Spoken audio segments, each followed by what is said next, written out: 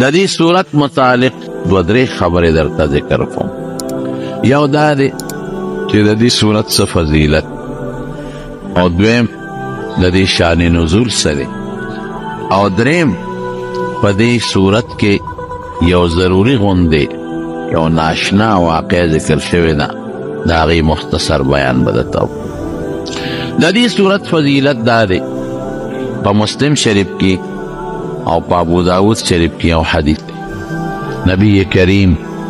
صلی الله علیه وسلم فرمای چې څوک د دې صورت لومبي لس آیتونه یاد کړي، لومبي لس، نو پروردګار به دله یو رڼا پیدا کړي او د دجال د فتنې نه به خدای محفوظ ساتي. د دجال هغه فتنه ده چې حضور پاک فرمای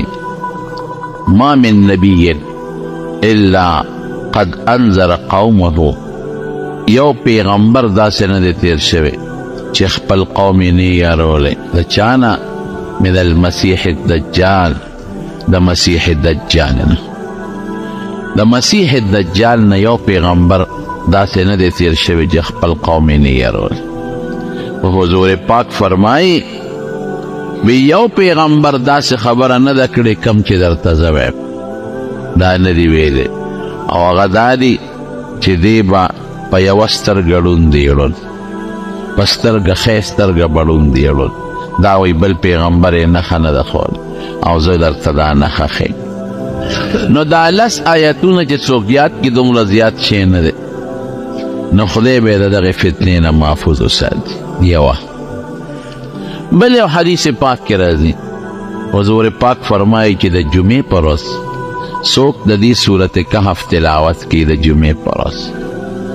دله به خدای په دنیا کې یو رڼا پیدا کړي، هغه رڼا د زړه د هدایت رڼا ده،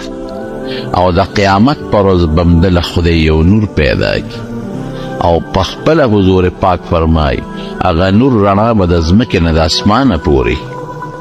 داسې نور به خدای پیدا کړي، او د دجال د فتنې نه به هم خدای وساتي. او بل عجیبه نکته ده، وی د تیرې جمعې نه د دغې جمعې پورې ګناهونه به مو ته خدای معاف کړي. او فرمایي حضور پاک وی د اتو ورځو د هرې ورځې د فتنې نه به خدای پاک وساتي. فتنه یو عام لفظ، د مصیبت شو، عذاب شو، بیماری شو، د بچی فتنه، د مال فتنه، د عزت فتنه، د دې نه به خدای محفوظ وساتي. نو ټول مسلمانان د دې صورت تلاوت د جمعې په ورځ کوي، د جمعې په ورځ د دې تلاوت دا ثابت شو. د دې صورت شان نزول څه دی؟ نو چې کله حضور پاک د نبوت دعوا وکړه د پیغمبر، نو مکې مشرکانو سره مقابله راغله، او قسم دې داسې مقابله راغله چې زه تاسو ته د هغې بیان نشم کولی. ډېر سخت دور راغی، سخت دور. چا به د حضور پاک په مخامخ ورته مخې ته ودرېدل او کنځل به یې کول، چا ورته په لارو کې غنی اچول، او بعضې سپېره پکې داسې و چې د حضور پاک په ملا مبارکې به یې پیروان اچو، د سارو پیروان. او بعضې بدبخته ده چې حضور پاک به یې د ګریوان نه ونیوه، او بعضې بدبخته ده چې نبی علیه السلام نه به یې مړی کې څادر واچو، هغې له به یې ول ورکړ. دومره ظلمونه تر دې حده پورې یو بدبخته کافر دی چې دې درته ذکر کوم، عقبه ابن ابي معیط، دا ډېر سپیرو، دا دومره سپیرو چې کله ابوجهل ده ووی چې څوک به لاړ شي فلانکې قصابخانې ته چې یو د وینو ډک د سوټو ډک یو پیروان راوړي، او د نبي علیه السلام په دې ملا ور وغورځوي. دې سپیر هغه کار کړی دی. نمبر 1 دویم دې سپیر هغه کړی دی چې حضور پاک یې دې ګریوان ته څادر اچولی دی. او دریم یو خطرناک کار یې کړی دی. یو ځل دې راغی نبي علیه السلام ته کېناست، لږ قرآن یې واورېد، په هغې حضور پاک خوشحاله شو که دا سپیره خدای مسلمان. نو یو بل کافر په مکه کې ابی ابن خلف، د ده او د هغه تعلقات هم ډېر سپیرو. نو دې چې هغه له لال اتې خبر شو، او ته یې عقبه د تلی او د محمد خبرې دی اورېدلې صلی الله علیه وسلم. هغه سره دې ناسته کړې زباس زما ستا تعلقات ختم، نن نه پس به زما ستا تعلق نی، ماله به نه راځې نه به درځم. وی ګوره زما ستا دوستانه ده، زه خو هسې تللی وم. وی نه بس چې تا د هغه مجلس کې ناسته وکړه او د هغه خبرې دې واورېدې، زما ستا ختم، نن نه پس به ما ستا تعلق ختم. د رضا کو نه رضا کېده، اخره کې وی په یو شرط به درنه راضي کېږم، تعلق به در سره قایم وم چې ته لاړ شې د نبي علیه السلام نوم یې واغېست، د هغه په مخ لاړې وتکي، هله به دې پرېږدم. دا سپېره راغلی دی او هغه عمل هم ده کړی د حضور پاک. څومره ګران کار دغه عقبې دا تکلیفونه صحابه وهل، روانې جګړې جرګې هر څه پکې وشو. ناکام شو کافر، چې ناکام شو دا عقبه بیا خدای مردار که، بدر کې دی گرفتار شو، جمدی ونیوی شو او نبی کریم صلی الله علیه وسلم خو بلا گزاره کوله. صحابه وی چې دی به موږ له خدای کوم ځای په ګوته راوړي، مدینې ته په قیدیانو کې بوته لاره کې یو ځای مردار نو چې دا معرکې کې دی د مکې کافرو د حضور پاک د مقابلې دپاره یو خبره سوچ کړه. وی یاره داسې کار کو، یو دوه کسه لیږو مدینې ته، د مدینې د یهودیانو نه معلومات کو که رښتونې پیغمبري سره ورسره جګړې کوو. د مدینې یهود د کتاب خاوندان دي، هغوی ته پته ده، هلته به ولېږو. نو دا عقبه ولېږه، دا سپېره بدبخت عقبه ابن ابي معاید او یو بل کافر نضر ابن حارث، دا دوه کسه یې ولېږل. وی تاسو لاړ شئ او د مدینې د یهودیانو نه تپوس وکړئ چې مونږ کې یو هلک د پیغمبرۍ دعوه کړې ده، دا شکل دا صفت او دا خبرې کوي چې هغوی څه وایي. دې دواړه لاړل مدینې ته. په مدینه کې یهودیانو اوسېدل، هغوی نه تپوس وکړ. هغوی ورته وی د دریو خبرو تپوس ترې وکړئ، که دا جواب یې ټیک درکړه دی به رښتونی پیغمبر یې. ځکه مونږ کتابونو کې د آخرې زمانې د پیغمبر د دنیا د راتلو چې کومه موده ده نو هغه همدا ده. ممکن ده چې د آخرې زمانې پیغمبر راشي، خو هغه دا درې خبرې بې د پیغمبر نه بل چاته نه دي معلوم. نو که جواب یې درکړه ټیک او صحیح ده، که درې نه کړه نو دی به دروغجن پیغمبر. هغوی چې رالل میټینګ یې راوغوښته، وی دغه رنګې د مدینې یهودیانو درې سوالونه مونږ ته کړي، هغه درې سوالات مونږ د نه کوو، که جواب یې راکړه دی به رښتونی پیغمبري، که یې را نه کړه دروغجن دی. دریو سوالاتو کې یو سوال ده چې تاسو دنه تپوس وکئ چې یو څو هلکان چې هغوی د خپل ښار نه تښتېدلي دي او ورک شوي دي، د هغې هلکانو معلومات راکړه چې دا څوک او دا ولې لاړل، دا کوم ځای ورک شو، د دې واقع ذکر کړه چاته چې اصحاب کهف وایي. دویم یو سړی و چې د مشرق نه مغربه پورې په دې علاقه ګرځېدلی دی، دا به څوک وي، دا معلومات ته وایي، دا هم ناشنا ده او دا ړومبی هم ناشنا ده. او دریم د روح تپوس ته وکړئ چې روح څه ته وایي. دې وی ډېره ښه ده. کېناستل نبي کریم صلی الله علیه وسلم، وی موږ له د دریو سوالاتو جواب را، که دا دې راکړه موږ به ومنو ته چې ټیک وې، او که دا دې را نه کړه بیا به ته دروغجن پیغمبر یې. نبي علیه السلام ورته سار نه به جواب درکړه، ځکه زما جواب خو رضانه نه جوړو، نه خو ما سره څه خط کتاب ته چې هغې ته ګورم. پیغمبر علیه السلام خو امي و، نه په خط کتاب خو نه پوهېده. نو زه به د وحی انتظار وکړم، الله نه به وغواړم ماله به الله جواب راکړي، نو سار به دله جواب درکړم. اتفاق ته ګوره، حکمتونه پکې وي د الله پارچې کې حکمت وي. د نبي علیه السلام انشاءالله لفظ هیر شو، دی ونه وی چې سار له به جواب درکړم انشاءالله، دا انشاءالله ونه وی چې وی نه وی بیا الله خفه شو، جواب لیټ شو. دوی سار له رالل، نبي هم ما ته لا اطلاع نه ده راغلې، رښتیا خبرې کوم دروغ نه. بله ورځ مو رانله، 15 ورځې وحی لیټ شو. حضور پاک هم پریشانه دی، صحابه هم پریشانه دي،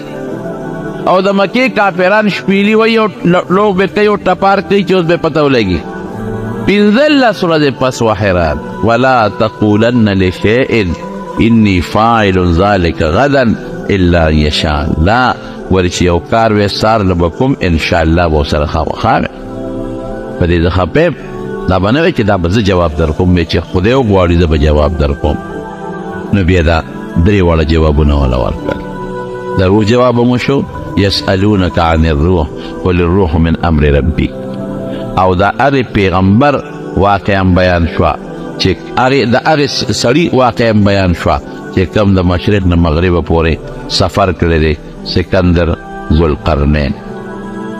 او دریم د دې صورت سره چې کوم تعلق دی هغه هلکان چې هغوی د خپل ښار نه وتي او څه شو نو د هغې واقعا بیان شو په دې صورت کې رب العالمین هغه واقع ذکر کړي او زه بیا درته مختصرا ووایم دا یو زمانه کې د حضرت اختلاف پکې شته ګورئ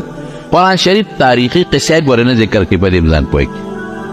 صرف یو واقعه قرآن شریف تفصیلي ذکر کړې ده چې هغه د حضرت یوسف علیه السلام واقعه او باقي تفصیلي نه ذکر کړي یو حصه یو ځای ذکر کړي بله حصه بل ځای ذکر مخکې حصه وروسته ذکر کړي وروسته حصه مخکې ذکر کړي چې څوک دا ونه وایي چې قرآن شریف د قصو کتاب دی دا واقعات صرف دې دپاره ذکر کوي قرآن شریف کې الله وایي د عبرت دپاره واقعه دی ځکه یو عالم واقع ذکر کړي دې دپاره ذکر کړي چې خلک د واقع نه خلک ډېر زر عبرت لي واقع ته خلک پوره توجه هم ورکوي هسې عامو خبرو ته څوک توجه نه ورکوي نو نبی کریم صلی الله علیه وسلم ته په دې صورت کې الله د هغې اصحاب کهفو هغه ذکر کړی دی او هغه واقع هم داسې ذکر کړی دی چې تفصیلي نه ده بیا علماو پکې څه خبرې اترې کړې دي دا خلک دا وڅوک دا کم ځای پیدا شوي دي او دا اصحاب کهف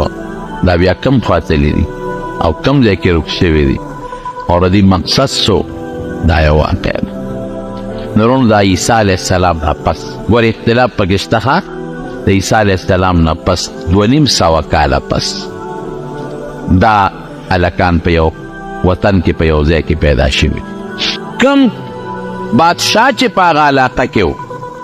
د هغې بادشاه نوم دقیانوس و دقیانوس بادشاه و د هغې بادشاه په زمانه کې دا هلکان پیدا شوي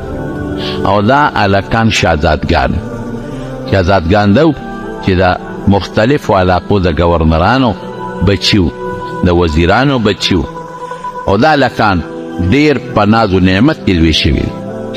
ځکه د بادشاه زوی چې لویږي هغه خو نه کار کړي نه قصب کړي نه لاسونو کې د کار سره بلی دي نه خپې د کار سره بلی دي وجودونه نازک مزاج هلکان او د خپلې وزیر یا د گورنر د دغې خلکو بچي و دا زمانه د دقیانوس وه او د عیسی علیه السلام نه 2.5 کاله پس دا واقعه وه دقیانوس بادشاه دی مشرک بادشاه دی او کوم ښار سره چې د دوی تعلق او کوم علاقه د هغې نوم افسوس و افسوس په سین سره مخکې سین دی وروسته سین بادشاه مشرک و شرک پې کو او بادشاه ته به خلکو سجدې لګول کوم سړی چې به دربار ته راغی د لومبې به یې بادشاه ته سجده ولګول او بوتان یې جوړ کړي وو غټ غټ بوتان په چوکونو کې بوتان لګولي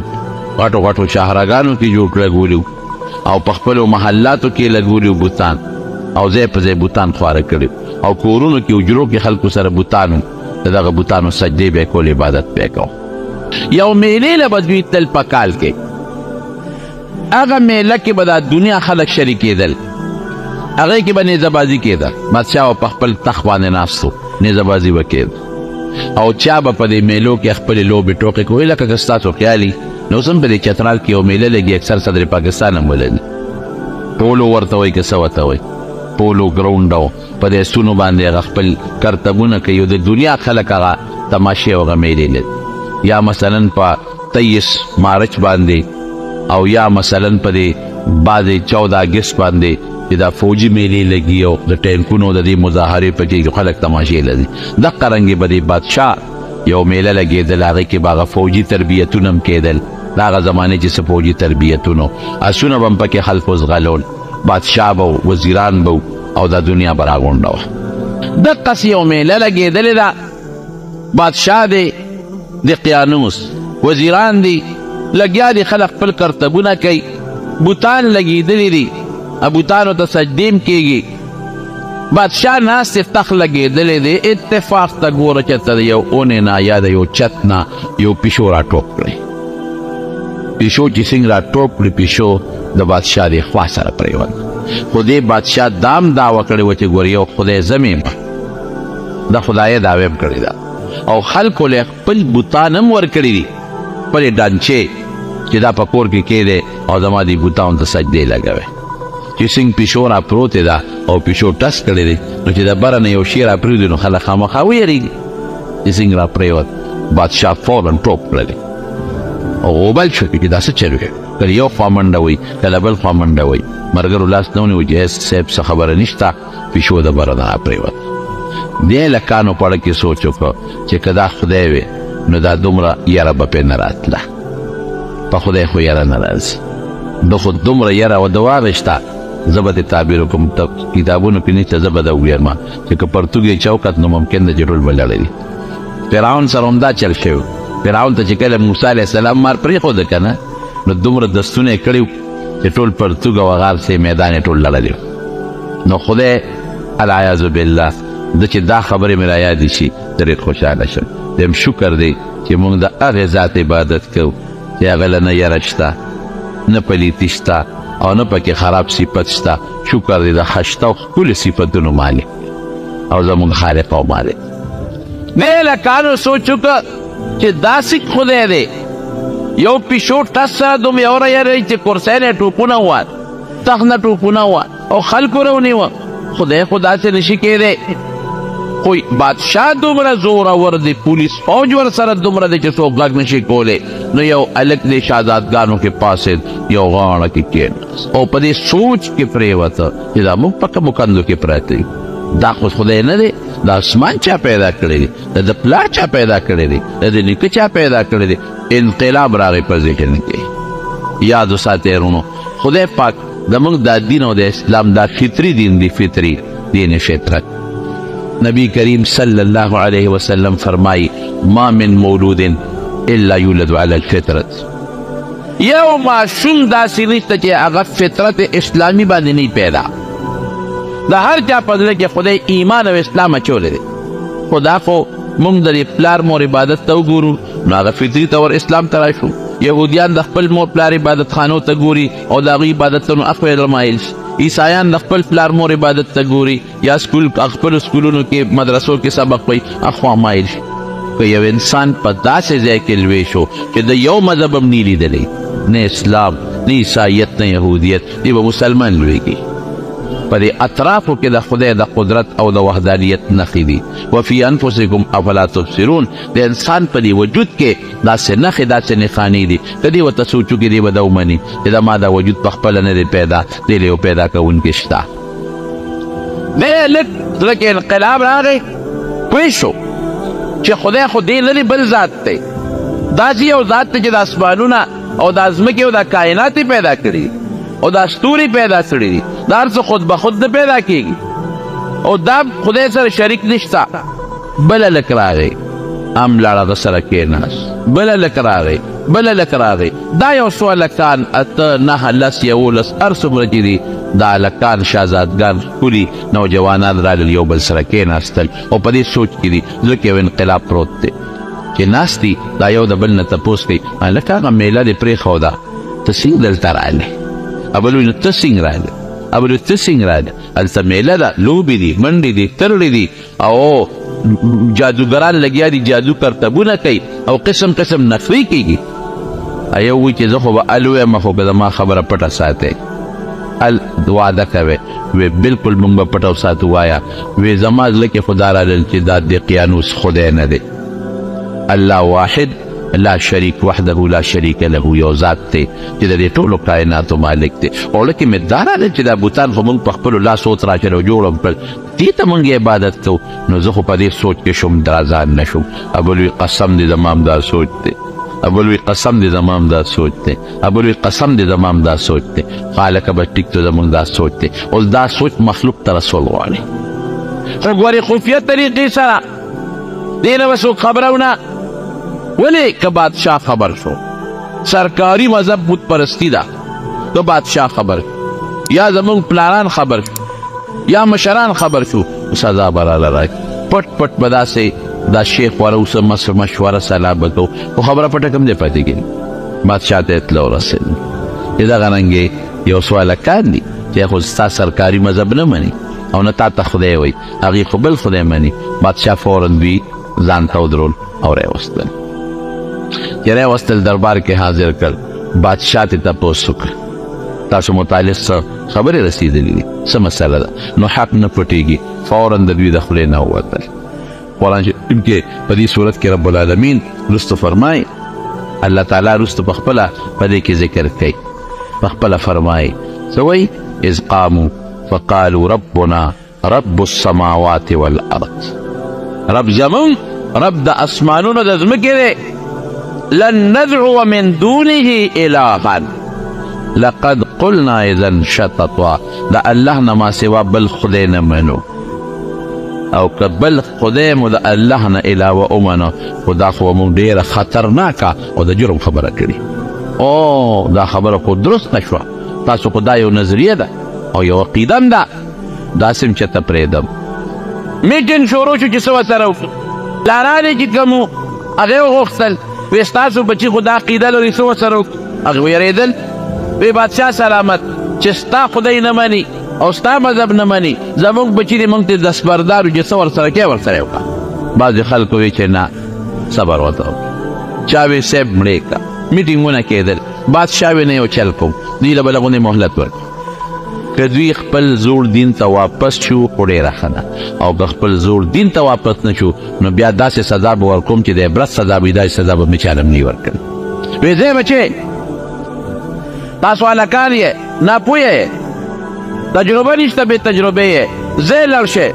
سوچ وکړئ مشوره وکړئ تاسو له 2 ورځې پورې مهلت که خپل زوړ دین ته واپس شوې ښه پخه ګڼي بیا به در سره ګورو سرمنې به مو باسم پرېږدم نه تاسو له مهلت درکوم اوس که سمدستي م وجنم خلک وایي ظلم یې ورسره و هلکان هغه نه پوهېدل دې مشر و دې خو پوهېده مهلت درکوم دې ویې ډېره ښه ده چې دې بار څنګه راووتل یو بل سره مشوره کوي چې دې ظالم بادشاه نه موږ څنګه اوس بچ کېږي د ده د یارې نه خو زموږ پلاران هم انکار و نور خلکو ته به موږ څنګه دین ورسوو څه به کوو اوس ګوره نیازبین هم وکړه کوم چې نیازبین وي هغه نه سفر کولی شي نه خدمت کولی شي یو بل سره دا مشوره وکړه چې دا کوره به لږې پیسې راولي او چې ته بار به وځو د ده د بادشاه نه به چې ته ځان بار وباسو به دا بادشاهي نه صحیح که نه بل دی صحیح هغه خو به داسې بادشاه نه وي لکه زموږ د پاکستان چې هغه به داسې بادشاهي وي لکه چاته دی چې یا د پېښور وه نو چاته دی نه خو سړی مردان ته تللی شي او پنډۍ ته هم تللی شي او پیاده منډې چې والي لاهور او کراچۍ ته هم تللی شي ډېره ښه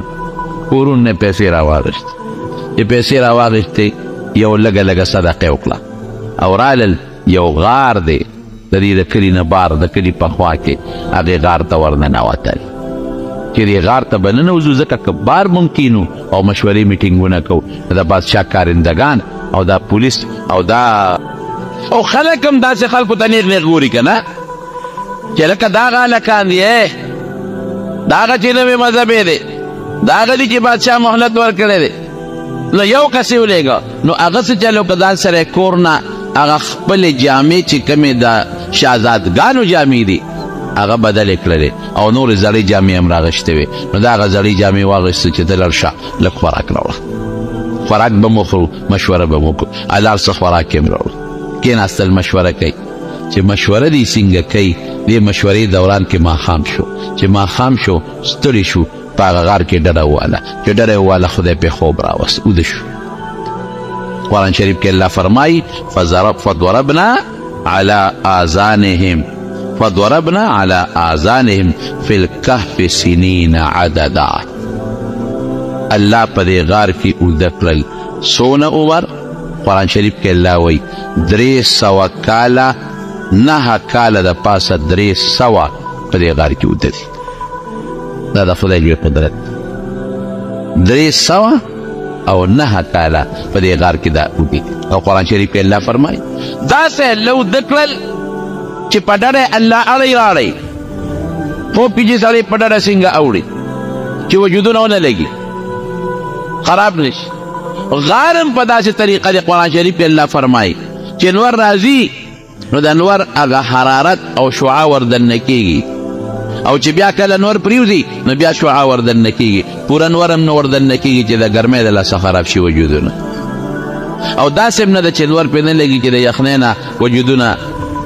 وپړسېږي څه ورته وایي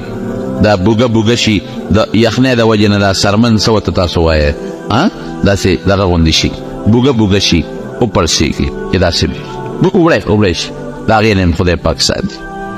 ودلې دوی د قیانوس بادشاه فورا چې هغه ټیم تیر شو دا هلکان پیدا نه شو هغه فورا اطلاع وکړه چې دا هلکان راولی ګرځئ لګیا دي خلک څوک یو خوا ګرځي څوک بل خوا ګرځي او قدرت الهي ته ګوره غار عجیبه غار دی قرآن شریف کې رب العالمین په خپله وایي دا غار په داسې کیفیت دی چې سړی پکې ورننوځي خولې تنګه ده نو دننه بیا یو طرف ته فراخه شوی دی پته نه لګي خلک یریږي نه داسې غار نه چې دې غار ته څنګه ورننوځو ګرځي خلک یو خوا بل خوا یو خوا بل خوا چکرې لګي د دوی پته نه لګي د قیانوس بادشاه یو تخته ولیکله په هغې د دوی نومونه ولیکل او هغې سنبال کړو اعلان یې وکړو چې دا کسان دي دا پاغیان زما نه تښتېدلي هغه چې موږ ورته څه وایو اشتهاري مجرمان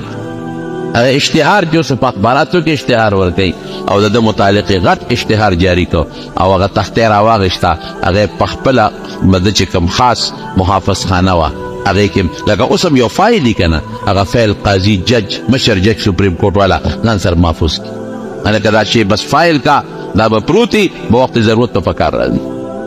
هغه تخته باندې نومونه لیکلي دي د دوی پوره حالات یې لیکلي دي د پلار نومونه یې ولیکل او تاریخ یې ولیکه چې په دې تاریخ په دوی سزای موت فیصله وشوه او دوی نشته وتښتېدل دا اشتهاري مجرمان دي او چې چا م راوستل هغوی له به دومره انعام میلاویږي او دا به مونږ پالیسي کوو تختې کا فایل ځان سره سنبال کېښو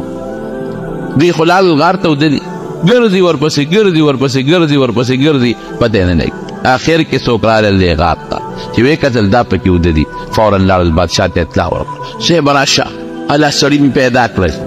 کوم ځای دی یو غار دی خو صاحب غلی به ورځو ګورې اوده پراته دي چې ویښ نه شي ونه تښتي چې بادشاه څنګه دی او سړی یې غار ته وردننه کړ وایي چې غار کې خو سړي اوده پراته دي سپی ورسره لا بیل دی کلبهم باسط ذراعیه بالوسید دوی چې کله تلل سپی ورپسې دی سپی شړي هغې ورپسې دی سپی شړي او ورپسې دی سپی ورته وایي چې تاسو د خدای نه نه یریږئ سپی ورته ګویا شو د خدای نه نه یریږئ زما در سره مینه ده او تاسو ما شړئ حیوانات به جنت ته نه ځي لیکن د اصحاب کهف و سپی به هم جنت ته ځي سږې اصحاب کهف دا به هم جنت ته ځي ولې د صالحینو نیکانو سره محبت یې ساتلی دی دې وجې نه علماو سره صالحینو سره محبت او مینه دا د برکت نښه ده وروڼو په مال به اعتماد نه کې ذهن کې واچوه مال غاد ورایح ثورت ولا شی په بچو به هېڅ اعتماد نه ساتې نن دې بچي دي خو چې پیدا کې ونه او که د ګټې وټې د لږ پرېوتې که نه بې اعتماد به پرې نه ساتې په قوم به اعتماد نه ساتې اعتماد به په چا ساتې د الله رسول مینه باندې په چا به ساتې الله رسول مینه دا بر جنت ته رسوي او علماو سره محبت مینه دا بر جنت ته رسوي صالحینو سره محبت مینه دا بر جنت ته رسوي سپی دې ولې نه بادشاه چې راغی ویې کتل هلکه ودلي راویښې ګرفتار بادشاه نه ویښه وایم دې سره داسې سزا ورکوم چې داسې سزا به مې چا له نه ورکړې ځان له په خپله جیل خوښ کړی دی چې کوم جیل یې ځان له خوښ کړی دی نو زه خو به جیل کې کوم دا وله ټیک دی شا به یې راوړی ګټې او د غار داخلو ورپسې مکمل بند کړې همدې کې نه خوراک به میلاویږي نه بس اوبه میلاویږي نه به هوا ورباندې لګي نه به تو ورباندې لګي همدې کې دننه به مړه شي عجیبه سزا تجویز کړه ګوره دا مقلب القلوب زړه بدلونکی څوک دی الله داسې ده که نه نبی کریم صلی الله علیه وسلم چې به سوال کو نو فرمایل اللهم یا مصرف القلوب ای زړونو اړونکیا صرف قلوبنا علی طاعتک یا مقلب القلوب قلب قلوبنا الی طاعتک، خدای زموږ زړونه ستا تابعدارۍ ته ورواړه. اوس د هغه زړه کې خدای دا واچو، ګنې وجلی هم شو، رابخون هم شو، سودول هم شو، هر قسم یې کولی شو. الله زړه کې ولا دا سزا تجویز کړه، ځکه د هغې سزا کې د هغې فایده وه. نو دا سزا یې ولا په زړه کې تجویز کړي چې رابخوه ما به دیوال ورته ووایه. خلکو ډېر مخالفت وکړ. بادشاه ویې نه ځان له چې کوم جیل خوښ کوم دا وله ټیک دی، همدغه جیل کې دا وله ورکوم. ډېره ښه ده. دیوال یې ورته د مضبوطو غټو غټو تیږو خیجو، مضبوط یې وتپو، خیر و خلاص. بادشاه لاړ. سړي څوکیداران مقرر کړل چې دا دیوال کله کله ګورې بار تېرو، اگر چې د راوتو هېڅ امکان نشته، دومره غټې تیږې څوک لرې کولی نه شي. او بیا بادشاه چې کوم آبادي کوي، تاسو وینئ که نه د شاهي مسجد دا دیوالونه چې والي شوي دي، شاهي قلعې والا دیوالونه چې والي شوي دي، دا څوک نړولی شي؟ د قیانوس بادشاه زمانه رو رو تیریږي تیریږي تیریږي تیریږي، هم خدای مړ که، ورپسې بل بادشاه هم راغی مړ شو، بل هم 300 کاله تیر شو. ورو ورو پروردګار داسې خلک پیدا کړل چې هغه صالحان او نیکان شو. دا دورونه تیریږي، کله د باطل غلبه وي، اخر کې د حق غلبه راځي. بیا د باطل غلبه ورپسې د چا غلبه وي؟ د حق غلبه. لکه زمونږ دې وطن ته وګورئ، زمونږ په دې وطن د بت پرستۍ یو زمانه تېره شوې ده. تاسې ده که نه ده؟ کم یو غونډی چې ګوري بوتان پکې راته د دې اوتمانزو دا بار غونډی وګورئ، د رزړو دا وګورئ، تورنګزو کې دا غونډی وګورئ، دغه کې وګورئ، دا څه ورته ویلې کېږي تخبی کې وګورئ، دا چې څومره غونډۍ دي کې بوتان راخېږي، دا بت پرست تېر شوي دي. او ګوتم بد بعضې بوتان پکې راخېږي. معلومیږي دا چې د هغه ګوتم بد والا خلک هم دلته کې تېر شوي دي، لیکن دور پې پروردګار د اسلام راوست. او پښتون هغه قوم دی چې رب العالمین مکمل اول نه اخره پورې خدای پاک د صحابو په وجه صحابه دلته راغلي دي، پروردګار دا ټول خدای مسلمانان کړي. یو دور راغی دقه رنګې د قیانوس د زمانې نه پس خدای یو دور راوسته، یو دور راوست خدای، خلک ښه کړل، بوتانو نه سجدې ختمې شوې او خلک ښه شو، نیکان شو، نیکان شو. یو بادشاه را، یو صالح او نیک بادشاه، نوم یې تورتوس دی، تورتوس بادشاه را. هغه بادشاه راغی، د دې بادشاه زمانه کې خلک نیکان دي، او د عیسی علیه السلام دور دی، او دا هغه زمانه ده چې عیسی علیه السلام خدای پاک جمدی بیا اسمان ته خېجولی دی. د عیسی علیه السلام د وینا مطابق څوک ښه عبادت کوي او څوک عیسی علیه السلام ته خدای زویم وایي، داسې هم پکې شته. خو بت پرستي ختمه شوې ده، رو رو خلک نیکان بت پرستي ختم. خو چې دا تورتوس بادشاه راغی، نو دغه زمانه کې بیا بعضې خلکو رو رو هغه د کفر خبرې بیا رو رو راغلې، دور بیا رو رو نږدې کېږي. حالانکې دې ته زمانه رسېدلې ده چې ښار مکمل بدل شوی دی. ښار کې جوماتونه جوړ شوي دي، ګرجې جوړې شوي دي، د ښار په دروازو باندې لا اله الا الله عیسی روح الله لیکلی شوی دی. هر څه بدل شوی دی، بوتان مات شوی دی. خو دا بادشاه چې دا تورتوس بادشاه راغی، دې وخت کې بعضې خلکو دا عقیده رو رو خوره شوه چې یاره دا خلک به څنګه واپس جمدي کېږي. یو ځل چې یو سړی مړ شو او خور یې شو، دې به څنګه واپس جمدي کېږي؟ دا غلطه خبره ده، واپس جون نشته. رو رو دا نظریه خوره شوه او د بادشاه چې کوم خواص دي پارلیمنټ والا، زه به ته تعبیر وکړم، دې خلکو ته خبره ورسېدل، څوک یو خوا شو څوک بل، چاوی واپس جمدی کېدل شته، چاوی واپس جمدی کېدل نشته. بادشاه پریشان. دې بادشاه کتابونه لیکي، زړې جامې واغوستې، سر یې سرتور، خپې بلې خپې شو او پروردګار ته درخواستونه شروع کړل چې یا الله یو نښه داسې موږ ته ښکاره کړه، او دا داسې وخت چې نه پیغمبر شته او نه د پیغمبر صحیح تابعدار شته، نه د پیغمبر تعلیمات شته، ختم شوي دي، جاهلیت رو رو خورېږي. بیا پروردګاره داسې څه یو نښه موږ ته ښکاره کړه چې د هغې نه دا خبره معلومه شي چې بعث بعد الموت، د مرګ نه پس جمدي کېدل دا حق او ثابت. زاری کوي الله ته، زاری کوي، زاری کوي، زاری کوي. دې خو الله ته جل کړی دی، هغه دیوال خدای غورځولی دی. زمانه خو پکې 300 کاله تېره شوه. وازدادوا 9 فلبثوا في كهفهم 300 وازدادوا 9 309 سال دیوال هم پرېوتی دی، خو دوی دننه اوده پراته دي. خدای پاک حفاظت کوي. الله چې حفاظت ته چا کوي هغه څوک خرابولی شي نشي خرابولی. پروردګار لګیا د حفاظت کوي، هېڅوک هم نه ورځي. دې خواته دوی را پاڅېدل، د خوب نه راویښ هلته بادشاه خدای ته زاري کوي چې د خوب نه راویښ شي، راویښ شو څنګه؟ ویې کتل نو څه خوراک یې خوړلی او سیده سر ته پروت و. چې ویې کتل خوراک هم روغ پروت دی، 300 سال کې خوراک روغ پروت دی. زه به بل مثال هم درکم، د عزیر علیه السلام مخکې قرآن شریف کې ذکر شوی دی. عزیر علیه السلام په لاره تېرېده او داسې روان ویجاړ ښار پروت و. وی انا یحیی الله هذا بعد موتها، دا به خدای څنګه جمدي کړي. فاماته الله 100 عام، 100 کاله عزیر علیه السلام خدای پاک ساتې وویستله. او ورسره د انګورو اوبه، د انګورو اوبه ډېر زر څښاک کېږي. انځر د انځر په میوو کې ډېره زر څښاک کېږي. 100 کاله پس چې سترګې وغړولې د انګورو اوبه هم تازه دي. وانظر الى طعامك وشرابك لم يتسنى، قرآن شریف کې الله وایي هغه خوراک چې زر څښاک کېږي چې انځر دي هغسې محفوظ دي، هغه د انګورو اوبه چې ډېر زر څښاک کېږي هغه مخکسې محفوظ پراته. دا هر څه خو د الله په اختیار کې دي که نه. دا څښاوالې ولې راځي؟ د جراثیمو د ذریعې نه او د آب و هوا د ذریعې نه او د حرارت او د برودت د وجې نه. او دا هر څه د چا په لاس کې دي؟ د الله په لاس کې. جنت کې یو شی هم نه څښاک کېږي. زه کله کله یو مثال ورکوم. زید دا ماشوم د مور په ګېډه کې دننه په څومره ګندګۍ کې پروت دی او په اوبو کې ډوب پروت دی، په اوبو کې ډوبه، لیکن دا ماشوم نه څښاک کېږي. عقل خو یې څښا دي شي. او مخصوص ټمپریچر دا د مور په دې ګېډ که ته وایې چې دا څنګه په دې څنګه دې پوهیو، د مور په ګېډه کې د ماشوم پروت دی، هغه مخصوص ټمپریچر غواړي. په ژمي کې متعله هغه ټمپریچر رسوي، اوړي کې هم ورته رسوي. چا داسې وکړل چې ورېږه په اوړي کې به د ماشوم د مور د خېټې ته به بوځې وو، هسې نه دننه ماشوم مړ نه شي، حرارت زیات نه شي. او په ژمي کې به یې خېټې ته هیټر ایږدو، هسې نه یخني پرې زیاته شي ماشوم مړ نه شي.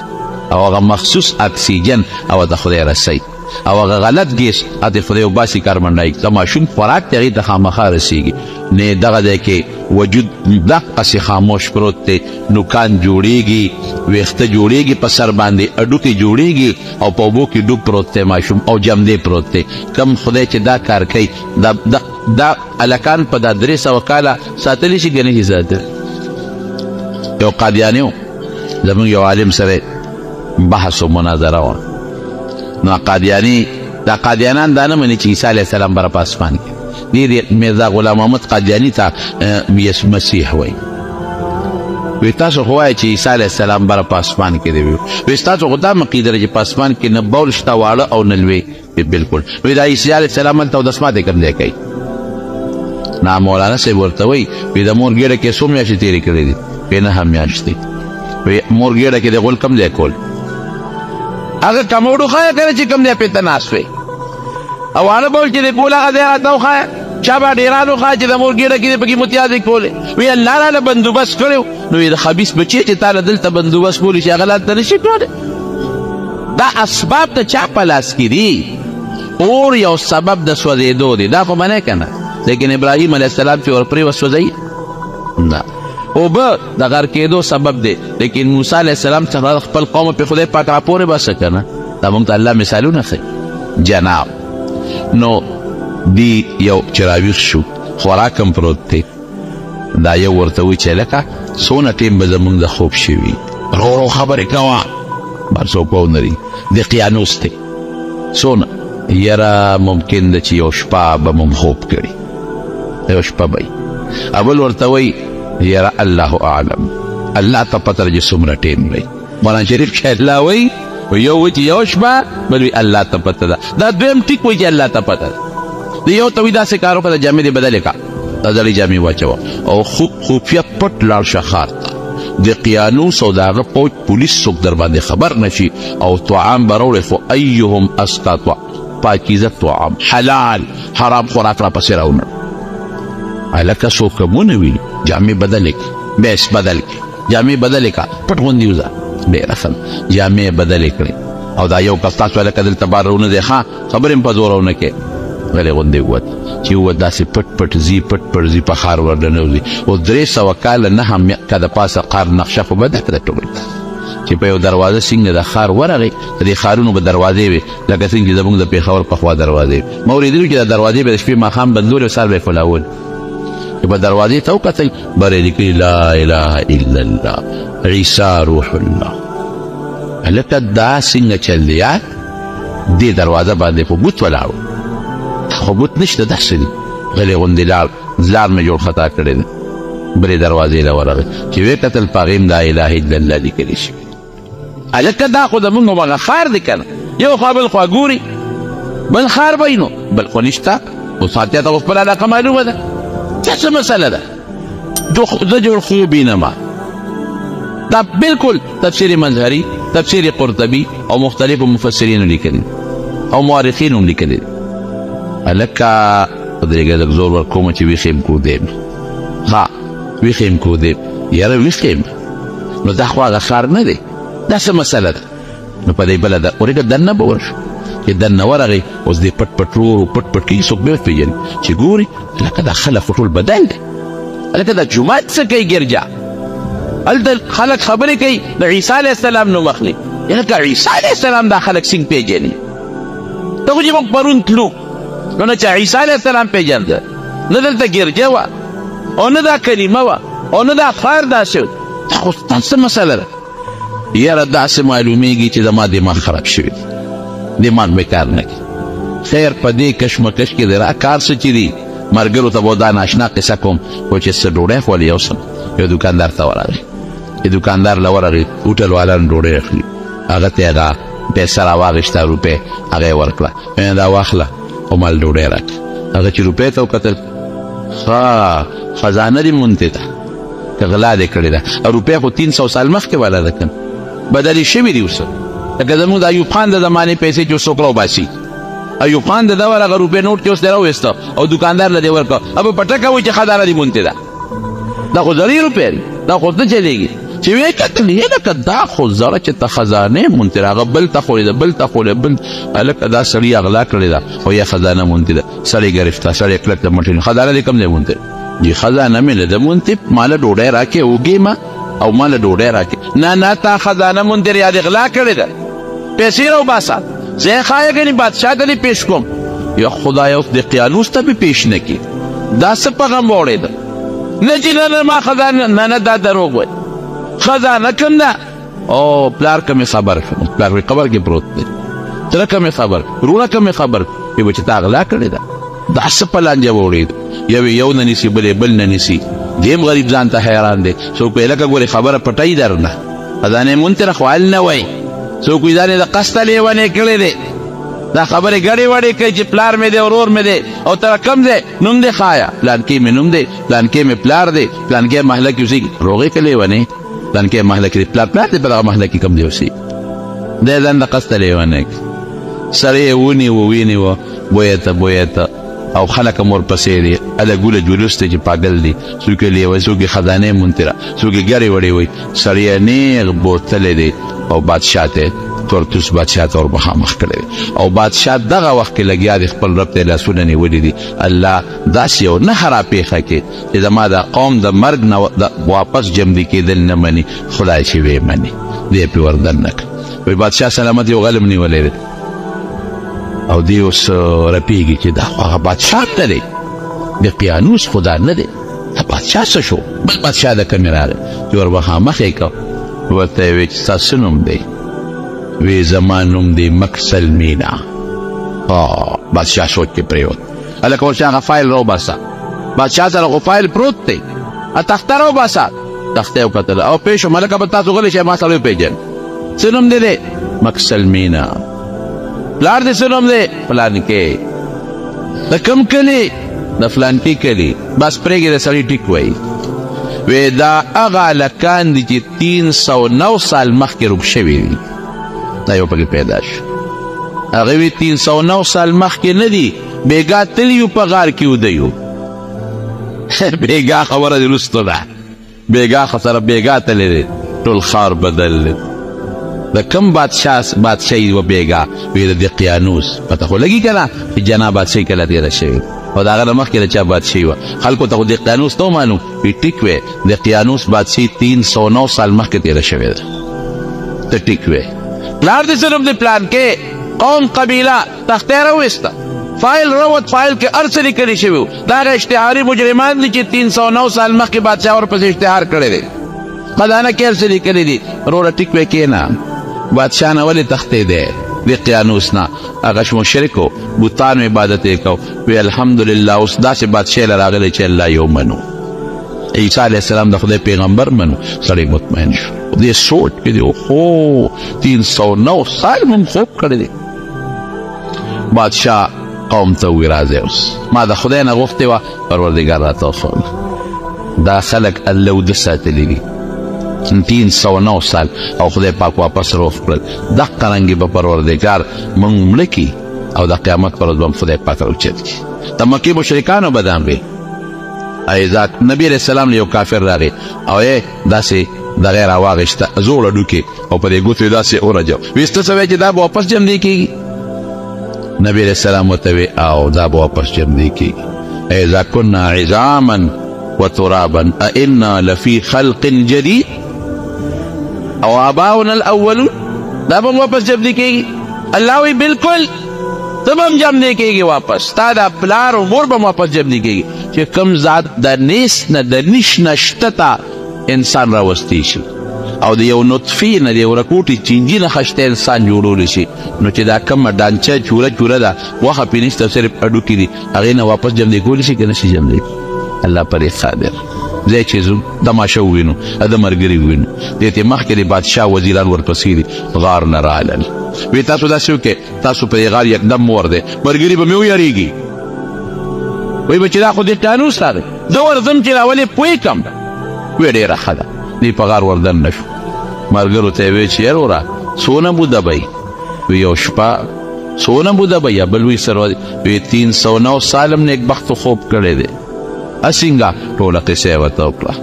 بادشاه راغلی سره د وزیرانو او بادشاه مسلمان دی وزیران مسلمانان دي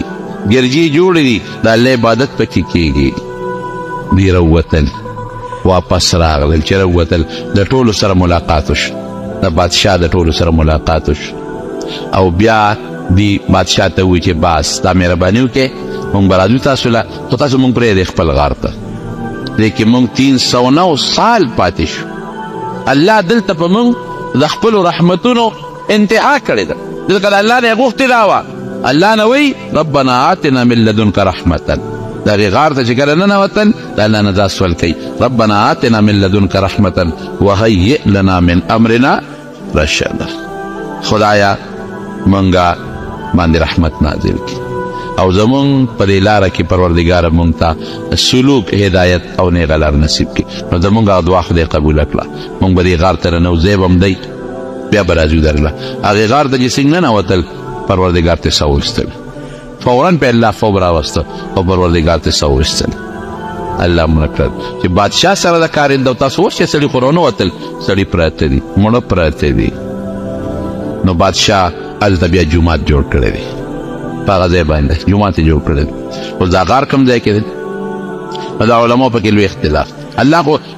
یقین پته نه لګي الله ته پته لګي څوک وایي چې پرون کې یو غار دی پرون کې او هغې کې یو غار دی تفسیر قرطبي لیکلی دی په هغې کې د 21 سړو ډانچې پرتې دي تفسیر قرطبي لیکلی دی او دا امام قرطبي دا د غرناطې ښار سره تعلق لري اندلس کې غرناطې یو ښار دی دا تفسیر امام قرطبي د هغې کلي سره تعلق لري نو دی پخپله لیکي چې ما پخپله لیدلی دي چې د 21 کسانو لاشونه پراته دي څنګه لاشونه داسې ډانچه چې ستا غوښې هډوکي د ټولو سره یو شانتي وي هم غوښه شته هم هډوکي شته او بعضې داسې ډانچې دي چې غوښه پرې نشته او صرف هډوکي دي خو دې یقین نه کوي وی اس پتن لګي چې دا څوک دی غارم شته د جومات آثار هم شته ممکن ده چې دا هغه کسان وي نور حقیقت ته رب العالمین خبر ده حضرت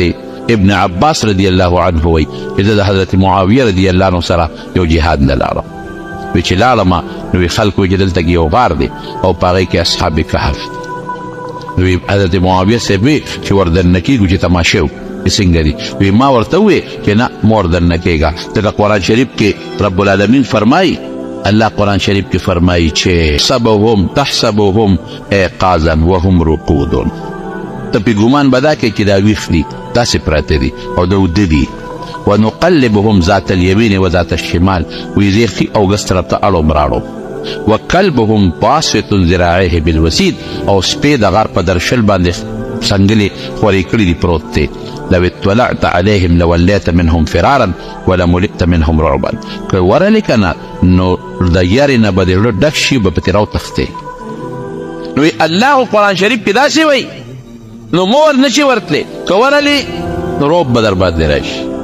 حضرت معاویه صاحب ویل نه ابن عباس خامخا څوک ور دننه بوم چې پته ولګي. نو یو څو کسان یې ور دننه کړل. نو چې ور دننه کړل نو خدای سیلی راوسته.